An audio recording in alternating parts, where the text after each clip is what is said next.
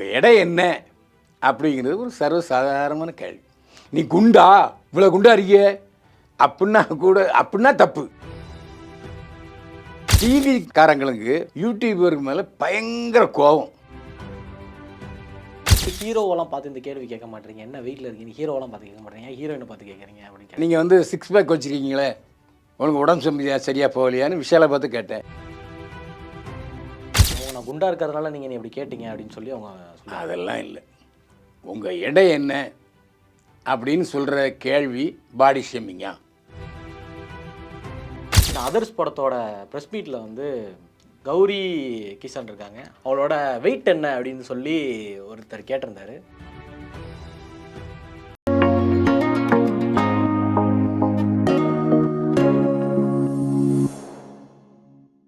GeM cinemas நேயர்களுக்கு வணக்கம். நான் உங்கள் விஜய் அபிஷேக். இது நம்ம ஜெம் செலிபிரிட்டி டாக்ஸ். இன்றைக்கி நம்ம கூட யார் இருக்கா அப்படின்னு பார்த்தோம்னா பைல்வா ரங்கநாதன் சார் தான் இருக்கார். சார் வணக்கம் சார். என்னை வாழ வைத்துக் கொண்டிருக்கும் யூடியூப் சேனல் நேயர்களுக்கு நன்றியும் வணக்கம் சார். நல்லா இருக்கீங்களா? Okay sir. சார் இன்றைக்கி வந்து ஒரு பேசும் பொருளாக இருக்கிறது என்ன அப்படின்னா, அதர்ஸ் படத்தோட ப்ரெஸ் மீட்டில் வந்து கௌரி கிஷன் இருக்காங்க, அவளோட வெயிட் என்ன அப்படின்னு சொல்லி ஒருத்தர் கேட்டிருந்தாரு. அதாவது ஆர்எஸ் கார்த்திக் அவர்கள். அதை பற்றி நீங்கள் ஒரு விமர்சகராக இருக்கீங்க, அதை பார்த்தோன்னா உங்களுக்கு என்ன சார் தோணுச்சு? உங்கள் வெயிட் என்ன அப்படின்னு கேட்குறது பாடி ஷேமிங்கா? அவங்க நான் குண்டா இருக்கிறதுனால நீங்கள் இப்படி கேட்டீங்க அப்படின்னு சொல்லி அவங்க அதெல்லாம் இல்லை. உங்கள் எடை என்ன அப்படின்னு சொல்கிற கேள்வி பாடி ஷேமிங்கா? என்னை பொறுத்தவரை எனக்கு அப்படி தெரில சார். இல்லை தானே. அப்போது அவங்க டென்ஷனில் அவங்க ஹார்மோன் கோளாறுன்னு அவங்களே சொல்கிறாங்க. ஒருவேளை அதன் காரணமாக அவங்க அதை தப்பாக எடுத்துக்கிட்டாங்களா, பேனை பெருமாளாக்குனாங்களா, சின்ன விஷயத்தை ஊதி பெருசாக்குனாங்களாங்கிறதான கண்டென்ட்டு. இதுக்கு வந்து தமிழக நடிகர் சங்கம் கண்டனம், அம்மா மலையாள நடிகர் சங்கம் கண்டனம், ப்ரெஸ் கிளப்பு கண்டனம். அப்போது கண்டனம் என்ன விஷயத்துக்காக கண்டனம்? இப்போது டாக்டர்கிட்ட போனோன்னா எடுத்தோடனே அவங்க வெயிட் என்ன போய் செக் பண்ணிட்டு வாங்கன்னு கேட்குறாரு இல்லையா? அது ஒரு தவறான அர்த்தமாக இருந்தால் அப்படி கேட்பாரா? கேட்க மாட்டார்ல. அப்போது இது யாரையோ கார்னர் பண்ணுறதுக்காக, ஏதோ ஒரு காரணத்துக்காக விஷயத்தை உதாகரமாக ஆக்கிட்டாங்க. இப்படி பார்க்க வேண்டிய விஷயத்தை இப்படி பார்த்தா என்ன ஆகும்? பெருசாக அந்த மாதிரி ஆக்கிட்டாங்க. ஆனால் இது வந்து சரியான வழிமுறை அல்ல. ஒரு பத்திரிகையாளர் ஜோவியலாக கேட்ட விஷயம். அதாவது ஒரு நடிகர் வந்து ஒரு நடிகை தூக்குறாங்க, ஒரு வெயிட்டாக இருந்தாரா அப்படிங்கிறது வந்து ஒரு சாதாரணமான கேள்வி. அதை எப்படி தப்பாக அர்த்தம் கற்பிக்க முடியும்? அதனால் அது எனக்கு ஏற்புடையதாக தெரியவில்லை. அதான் ஒன்று. இப்போது நீங்கள் யாராவது காதலிக்கிறீங்களா, இல்லாட்டி வேறு மாதிரியான பாடி ஷேமிங் விஷயங்கள் அப்படின்னா, அப்படி அவங்க வந்து பார்க்கும்போது அப்படி ஒரு குண்டாக தெரியவே இல்லை. அவர் குண்டுன்னு சொல்லவும் இல்லை. அழகாக தான் சார் இருக்காங்க. அழகாக தான் இருக்காங்க. ஆமாம். அப்புறம் எதுக்கு இதை மாதிரி பேசணும்? ஒருவேளை தன்னை ப்ரமோட் படுத்தி கொள்வதற்காகவா, இல்லை மார்க்கெட் இல்லாமல் இருக்கனால இதை அப்படி பேசுகிறாங்களா? ஆனால் இந்த பப்ளிசிட்டி வந்து அவங்களுக்கு நெகட்டிவ் விஷயங்களை தான் கொடுக்கும், நல்ல விஷயங்களை கொடுக்காது. இல்லை சார், கமெண்ட் செக்ஷனில் நிறைய பேர் வந்து இவங்களுக்கு சாதகமாக பேசுகிறாங்க, கிஷனுக்கு சாதகமாக சொல்லியிருக்காங்களே மக்கள் நிறைய பேர். ஏங்க, பெண் ஒரு விஷயம் சொன்னாலே எல்லாரும் விழுந்து விழுந்து ஆதரிப்பாங்க. அவன் எழுச்சிவாயினே தான் போவான். அதாவது மனைவி எவ்வளவு அழிச்சாட்டியம் பண்ணாலும் அதை கண்டுக்க மாட்டாங்க, புருஷனை தான் தப்பு சொல்லுவாங்க. இப்போ உதாரணமாக சிவன் வந்து என்னை கேட்காம உங்கள் அப்பன் யாகம் நடத்துகிறான், நீ அங்கே போகாத அப்படின்னு சொன்னார். இது ஒரு கணவன்கிறவங்கள சிவன் சொல்கிறது கரெக்டு தான். ஆனால் பார்வதி மீறி போனாங்க உண்டா? பைபிள் காலத்தை எடுத்துக்கிட்டிங்கன்னா ஆண்டவர் சொன்னார், அங்கே விஷக்கனி இருக்குது, அது எந்த சூழ்நிலையும் அந்த விஷக்கனியை பறித்து சாப்பிடாத அப்படின்னு எச்சரிக்கை விடுத்தார். ஆதாம் அந்த விஷக்கனி மரத்தை கடந்து போனான். ஏவாள் வந்து இங்கே வாயா அந்த கனியை பறித்து கொடுன்னு கேட்டா. இல்லை, ஆண்டவர் சொல்லியிருக்காரு அந்த கனியை பறிக்கக்கூடாது அப்படின்ட்டு. இல்லை பறித்து கொடு. ஆக ரெண்டாவது அங்கேயும் பெண் தான் தவறு செய்கிறார். அதனால் நம்ம வந்து பெண் ஒன்று சொல்லிட்டாலே அதை ஒரு பெரிய விஷயமாக நினச்சி நம்ம அதை தாம் தூம்னு குதிக்கிறோம். அது உண்மையா பொய்யா நியாயமான குற்றச்சாட்டான்னு அலசி ஆராயிறதே இல்லை. இது ஒரு பத்திரிகைக்காரனா என்னுடைய கருத்து. ஆனால் இதுக்காக எப்படி சார் நடிகர் சங்கத்தில் கூட யோசிக்காமல் இது கண்டனம் தெரிவிச்சிருந்தாங்களே இது? நாசர் கையெழுத்து போட்டு அனுப்பியிருக்காரு. யார் சொன்னாங்க, அவங்க என்ன, முதல்ல அந்த வீடியோவை பார்த்து தெளிவாக புரிஞ்சுக்கணும் எதனால் அந்த வாக்குவாதம் வந்துச்சு அப்படிங்கிறது. சரி, இவ்வளோ பேசுகிறாங்கல்ல, ஸ்டூபிட் கொஸ்டின் ஒரு வார்த்தை சொல்லிச்சு. ஆமாம், அது எவ்வளோ பெரிய தப்பான வார்த்தை. அந்த ஸ்டூபிட் கொஸ்டின்ங்கிறவர் கொஸ்டினை சொல்லுதா கேட்டவனு சொல்லுதா? நான் என்ன சொல்கிறேன், ஒரு கேள்விக்கு பதில் சொல்ல விருப்பம் இல்லைன்னா நோ கமெண்ட்ஸ். இதுதான் பொதுவாக சொல்கிறது. ஒரு பிடிக்காத கேள்வி கேட்டாங்கன்னா நோ கமெண்ட்ஸ். அதுக்கப்புறம் அவங்க கேள்வி கேட்க மாட்டாங்க. ஒரு வார்த்தையில் முடிக்க வேண்டிய விஷயத்தை வள வைக்கப்பட பாக்கி எதுக்கு, ஏன் அப்படின்னு கேட்க தோணுது.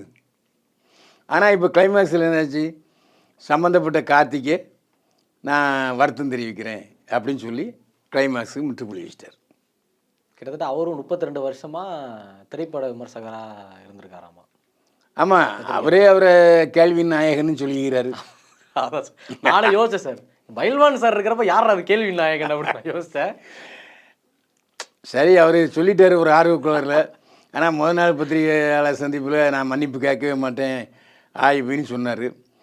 அப்புறம் இன்றைக்கி என்ன நிர்பந்தத்தின் காரணமாக தெரில, கட்டாயத்தின் காரணமாக தெரில, வற்புறுத்தல் காரணமாக தெரில, நான் வருத்தம் தெரிவிக்கிறேன்னு சொல்லிட்டாரு. ஸோ பிரச்சனை சால்வ்டு. இதுக்கப்புறம் அதை விவாதிக்கிறதுல அர்த்தம் இல்லை. அதை கரெக்டு சார். சீரி பாயும் பாம்பை நம்பு, சிரித்து பேசும் பெண்ணை நம்பாதே அப்படின்னு முன்னாடியே சொல்லியிருக்காங்க. அது இளைஞரான நீங்களே சொல்கிறீங்க, நான் என்ன செய்ய. அது மாதிரி தான்.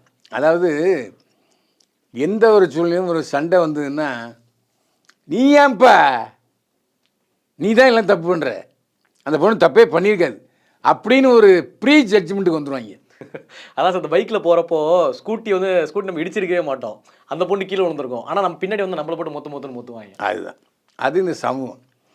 அது பாவம், அவர் அவரை காரணம் பண்ணிட்டாங்க. இது என்னுடைய ஒரு முக்கியமான விஷயம் என்ன தெரியுமா, இந்த டிவி காரங்களுக்கு யூடியூபருக்கு மேலே பயங்கர கோபம். ஏன்னா யூடியூப் காரணமாக டிவியுடைய பிஸ்னஸ் குறையுது. ஸோ அவங்க யூடியூபர்னு சொல்கிறாங்க. அவர் யூடியூபர் மட்டுமல்ல, அவர் ஒரு பத்திரிகையாளர் சங்க செயலாளர்.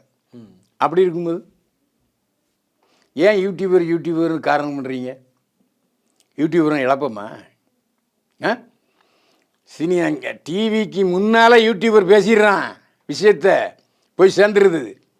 அந்த கோபம் டிவிக்காரங்களுக்கு அது இயல்பானது தான்.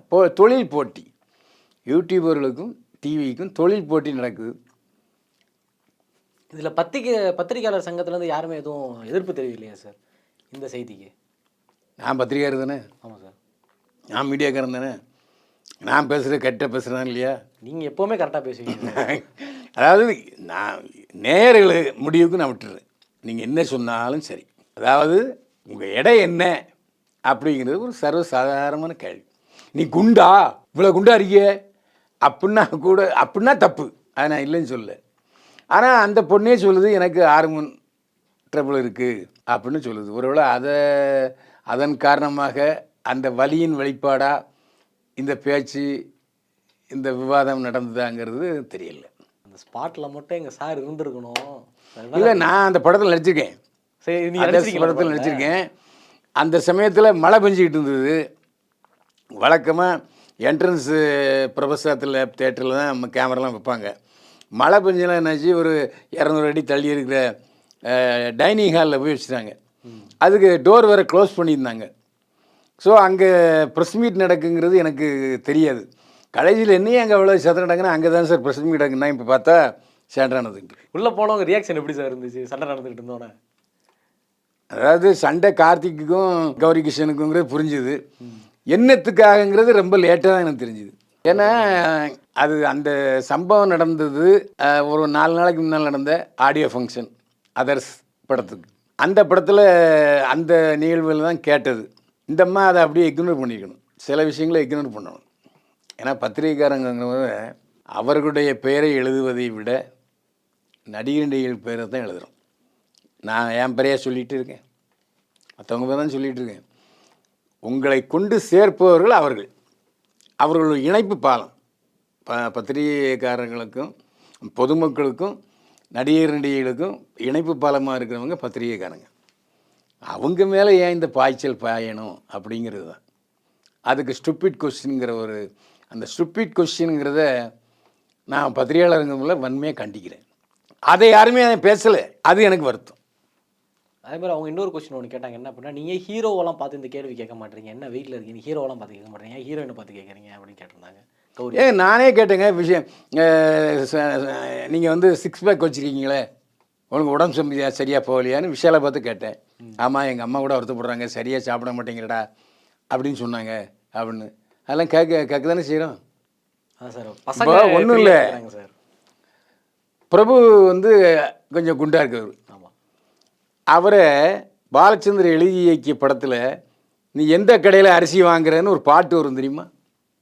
பிரபு கிண்டல் பண்ணுற மாதிரி நீ எந்த கடையில் அரிசி வாங்குறன்னு பாட்டு வரும். காதல் பாட்டில் கிண்டல் பண்ணுவாங்க பிரபுவை. அவர் என்ன கோவப்பட்டாரா? அப்போ நான் கேட்டேன், என்ன நீங்கள் இப்படி இப்போ குண்டுன்னுலாம் சொல்கிறாங்களான்னு. அண்ணே, நாமெல்லாம் யானைகள்னே. யானை வந்து குண்டாக தான் இருக்கணும், ஒல்லியாக இருந்தால் சோத்துக்கெல்லாம் போயிடுச்சு யானைன்னு சொல்லுவாங்க. அப்படின்ட்டு அதை பெருமையாக கருதிக்கிட்டாரு பிரபு. உங்களுக்கே நல்லா உடம்பு பாடியாக இருக்கிறதுனால சார் பைல்வான் ரங்கநாதன் அப்போ வச்சாங்க. ஆமாம், இப்போ என்ன சார், இப்போ உங்களுக்கு என்ன சார் குறை? இப்போ ராஜா மாதிரி தானே இருக்கீங்க. அந்த சமயத்துலேயே நானும் குண்டு அவரும் குண்டு.